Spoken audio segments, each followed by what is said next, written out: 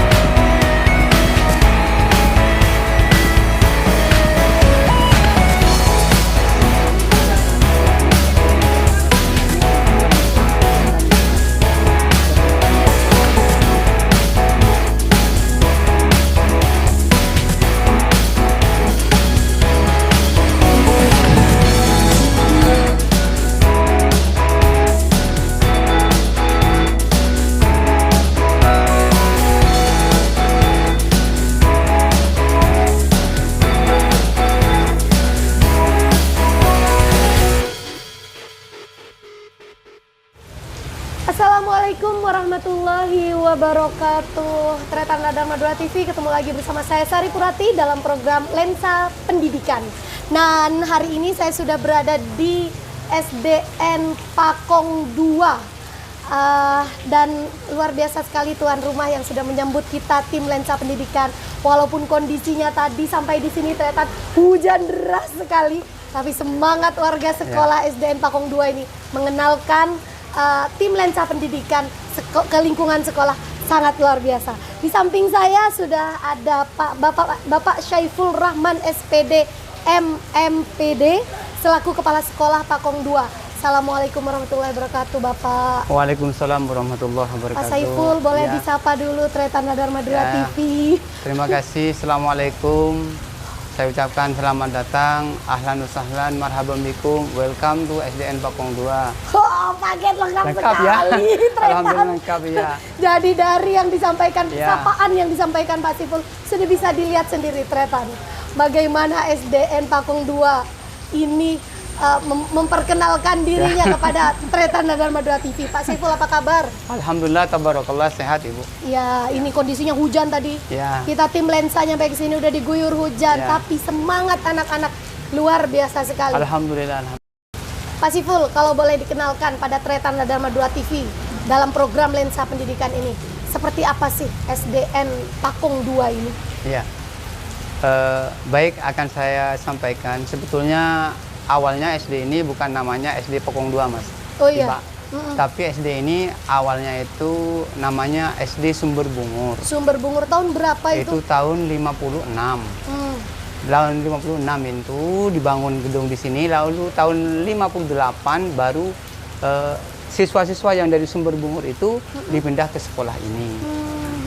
Seiring perjalanan waktu, sekolah ini juga mengalami merger atau disatukan. Iya. Itu pada tahun 2015 yang disatukan antara SDN Pakong 7 dan SDN Pakong 2 menjadi satu.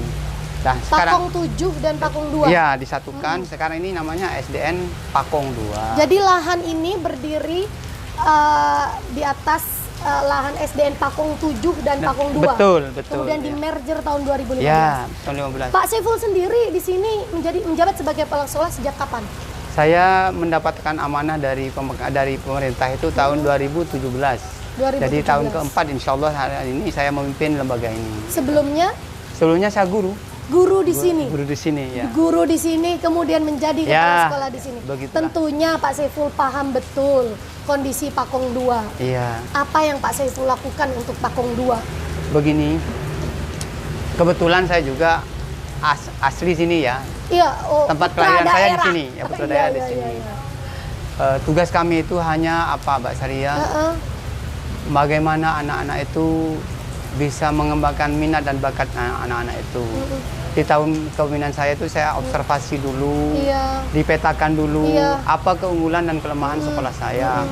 Alhamdulillah seiring perjalanan waktu, anak teman-teman juga alhamdulillah kompak ya. support transparansi masalah segala hal, perencanaan, program, pembiayaan semuanya transparan, terbuka. Juga melibatkan komite juga. Alhamdulillah juga prestasinya sudah dilihat sendiri, alhamdulillah gemilang. Iya. Yang lebih saya merasa senang sekali karena hari ini kedatangan tamu yang istimewa. Karena juga kami pernah menjuarai juara 2 lomba baca berita. Yang digelar Jawa Pos Rada Madura. Tahun Ternyata 2020. Ya. Juaranya dari sini. Ya, alhamdulillah. Dan itu yang istimewa sekali karena pada waktu itu kami itu bersaing dengan usia kelompok umur 15 tahun. Pesaing saya itu dari SMP. Ternyata juaranya SD justru. SD ini. Awalnya sih pesimis, Ong Deso kok. Masa menang sih? Tapi alhamdulillah bisa bersaing. Artinya indikatornya itu literasi kami jalan. Literasi jalan. Jalan dengan baik. Ya, jalan dengan baik. Iya, kemudian potensi apa yang Pak Saiful lihat di sini? Pertama ya, di sini ini background pesantren. Dan ada filosofi yang mengatakan begini, Mbak Sari, ini potensi yang harus saya pegang betul ini. Dan ini tradisi orang Madura, bahwa kesopanan itu lebih tinggi nilainya dari kecerdasan. Itu filosofi kami, akhlak itu potensi kami. Nah, untuk itu pertama kita dengan teman-teman guru bagaimana membentuk akhlak anak-anak itu baik. Penopangnya apa? Pendidikan keagamaan, kegiatan-kegiatan mengenai tahfidz, kemudian sholat berjamaah, kemudian banjari, semuanya yang berkaitan dengan nuansa agama, kami juga kemas itu. Dan ingat, sekolah kami ini pernah juga mengadakan, selain pandemi ya, mengadakan pesantren kilat untuk kelas 6 sebagai bekal, agar SKL, standar kelulusan kami itu, anak-anak kami itu nanti keluarnya itu bisa baca Al-Quran dengan baik. Iya, betul. Jangan kau bilang orang Madura jika kau tidak bisa membaca Al-Quran. Kalau kita bicara tadi akhlak, terus penanaman pendidikan agama Islam di sini, tim Lensa Pendidikan tadi sudah lihat secara langsung. Pas kita ke sini lagi berjamaah duhur, kebiasaan-kebiasaan itu sudah dilakukan. Jadi kami tidak hanya siswa sebetulnya, rekan-rekan guru kami sudah waktunya duhur, kami sholat berjamaah. Supaya ada chemistry ya, kesamaan antara tidak hanya memerintahkan siswa, tapi guru juga memberikan teladan. Keteladanan penting. Rasulullah itu bisa sukses karena uswah, keteladanan. Tidak hanya mau itu, hanya menyampaikan saja, tapi hasanahnya itu penting juga. Jadi teman-teman guru juga menyebutkan seperti itu. Pak Saiful, terobosan apa yang Bapak lakukan sepanjang Bapak menjabat sebagai kepala sekolah? Yang paling nyata terlihat sampai sekarang. Ya, pertama kita punya semboyan begini ya, jangan pernah berhenti untuk berinovasi. Iya, betul. Kita harus mencari terobosan-terobosan apa. Kita harus mampu menjawab tantangan apa yang paling dibutuhkan oleh masyarakat saat ini. Yang paling booming hari ini, yang paling merebak di mana-mana itu adalah tahfidzul Quran. Nah, terobosan itu yang saya masukkan. Bagaimana anak-anak itu membumikan Al-Quran. Jadi sebelumnya di sini nggak ada. Cuma hanya kegiatan biasa saja, mengaji biasa gitu. Tetapi ini ada sesuatu yang saya rembuk dengan Dewan Guru, utamanya guru-guru agama. Bagaimana tahun pertama kita tahun 2021 ini melakukan acara kegiatan ekskul tahfidzul Quran. Dan alhamdulillah animonya itu luar biasa. Hampir separuh lebih anak-anak itu ikut. Jumlah siswa kami support orang tua juga. Oh iya. Jangan dibilang hujan begini tidak datang nih, pasti datang. Karena saya tidak pulang kalau Jumat di sini datang. Jadi jumlah dari 295 siswa yang kami itu hampir separuhnya itu ikut program tahfidzul. Iya, dari kelas 1 sampai kelas 6. Baik. Dan itu ada penggolongannya itu, ada penggolongannya. Ada yang pemula untuk surat-surat pendek, kemudian ada yang sampai juz 30. Memang ditanyakan Pak Saiful maunya seperti apa, kata pembinanya itu. Ini mau yang banyak hafalannya atau yang bagaimana? Sudah begini saja Ustadz, meskipun tidak terlalu banyak hafalan tapi makhraj dan tajwidnya bagus. Ada lagi katanya, ada lagi Pak Saiful yang bagus. Apa itu? Metode gaib. Apa itu metode gaib? Jadi anak-anak itu Pak, meskipun kecil dia yang penting hafal dulu Pak. Wah jangan. Kita pakai yang ini aja, yang tahfidz, yang memang makhraj dan tajwidnya bagus, mortalnya bagus gitu.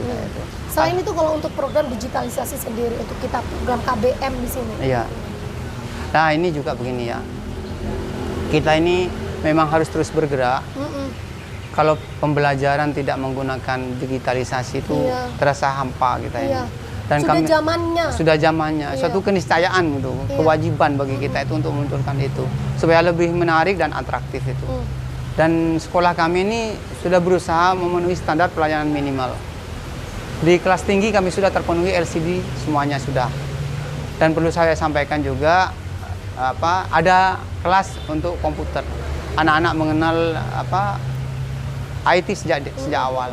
Dan kami sudah sampaikan ke Mbak Sari dan tim bahwa kami ini pernah juara lomba IT tingkat kabupaten juara 3. Jadi kami sudah mampu berbicara dengan anak-anak kota. Jadi membuktikan bahwa era globalisasi ini memang tidak menembus ruang. Tidak ada sekat dan batas. Siapapun yang berkreasi dan mau maju itu insya Allah bisa sukses gitu. Bicara prestasi tidak perlu diragukan. Kita tadi masuk ke ruangan kepala sekolah, Ya. sudah berderet-deret tretan. Alhamdulillah. Yang namanya piala, penghargaan, sudah luar biasa sekali. Pak Saiful berdiri di atas lahan yang begitu Ya. luasnya. Kalau tretan bisa memperhatikan begitu cantiknya. Alhamdulillah, Masya Allah. Ini Adiwiyata menuju ke mana ini? Nasional, provinsi kah? Nah, ini untuk tahun 2022 ini sudah masuk kategori provinsi Adiwiyata provinsi. Adiwiyata provinsi Iya, ya. mohon doanya ya. Iya. Dan ini Pak Saiful yang memulai atau seperti apa? Ya ini kan tidak bisa. Sebetulnya begini Mbak, ini Adiwiyata ini bukanlah suatu yang instan gitu. Yang paling penting itu bagaimana anak itu masalah pembiasaan, Iya, pola hidup karakter bersih. ya. Bagaimana anak-anak itu memasukkan sampah ke tempatnya, bagaimana menanam pohon, bagaimana seperti itu pot-pot gantung, bagaimana melibatkan anak itu. Jadi ini perlahan-lahan mulai dari rintisan sekolah Adiwiyata tahun 2015 terus bergerak ke kabupaten tahun 2020 dan 2022 ini masuk ke Adiwiyata provinsi. Mudah-mudahan ini bisa diamini. Iya, Dijawab oleh Allah amin ya SWT. rabbal alamin. Pak Saiful, baik potensi akademik dan non akademik sudah tidak diragukan lagi. Pak Saiful tentu tidak puas dengan apa yang sudah Pak Saiful capai. Apa yang ingin lagi Pak Saiful kembangkan ke depan? Nah, pertama begini ya, kita ini harus memang bersemangat untuk berubah. Tetapi ingat, kita harus sama dan kompak dengan teman-teman. Satu mimpi, satu barisan. Wow. Jangan sampai kita itu keluar dari barisan. Mimpi saya, keinginan saya, Pakong 2 ini kedepannya ini lebih meningkat lagi. Mimpi saya ini, sekolah saya ini lebih adem, lebih bagus, lebih cantik gitu ya. Tidak hanya Adiwiyata provinsi, tapi Adiwiyata nasional dan mandiri. Berani bermimpi, berani berhayal itu suatu kewajiban, wajib itu seperti itu. Dan kita itu yang tahun 2017 pernah mewakili Kabupaten Pamekasan untuk KSN provinsi ya. Karena memang masa pandemi saya rasakan betul, ini dampaknya luar biasa. Kami juga dengan teman-teman berupaya sekuat tenaga bagaimana supaya kita masuk lagi ke arah yang benar, supaya masuk ke jalur KSN lagi gitu. Kalau kita alhamdulillah ya Pakong 2 ini selalu mewakili Kecamatan Pakong untuk KSN kabupaten. Tapi yang terakhir yang kabupaten mewakili provinsi tahun 2017. Nah, ini cita-cita saya kembali ke jalur itu. Mohon doanya mudah-mudahan bimbingan dipush lagi. Dipush lagi ya. Tapi ini juga memang setelah istirahat 2 tahun ya. Memang cukup berat bagi kami ini pandemi ini. Dan lagi saya sampaikan bahwa sekolah kita ini adalah salah satu sekolah binaan dari LPMP Jawa Timur. Jadi kami setiap tahun itu melaporkan kegiatan-kegiatan kami kepada LPMP Jawa Timur. Jadi Kecamatan Pakong itu yang binaan LPMP itu KSN Pakong 2. Inilah keadaan Pakong 2 yang sekarang ini. Baik, Tretan dan Madura TV, ini obrolan yang sangat menarik sekali. Satu hal yang saya pelajari tadi, menarik sekali quote yang disampaikan oleh Pak Saiful. Satu mimpi, satu barisan. Iya. Sebab kalau hanya bermimpi tapi tidak ada barisan yang mensupport, mendorong, maka tidak mungkin akan ada SDN Pakong 2 yang luar biasa seperti sekarang. Iya. Baik, ada lagi yang mau disampaikan pada Tretan dan Madura TV? Iya, saya sampaikan pertama banyak-banyak terima kasih atas rawuhnya hadirnya ke lembaga kami telah menginfokan, menyampaikan keadaan Pakong 2. Mudah-mudahan kegiatan ini menjadi kegiatan momentum bagi kami untuk selalu berkarya dan berkarya menjadikan yang terbaik untuk Iya.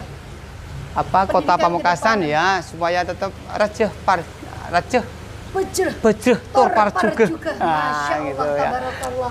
Baik, Tretanda Dharma Dora TV sudah bisa dilihat sendiri bagaimana kondisi SDN Pakung 2 ini dan terobosan-terobosan di bawah kepemimpinan Pak Saiful Rahman. Betul? Ya. Baik, Tretanda Dharma Dora TV, sampai di sini dulu program Lensa Pendidikan. Kita akan ketemu lagi dalam program Lensa Pendidikan di sekolah-sekolah lainnya di Kabupaten Pamekasan bersama saya Sari Purati dalam program Lensa Pendidikan. Saya undur diri. Assalamualaikum warahmatullahi wabarakatuh. Salam Lensa Pendidikan.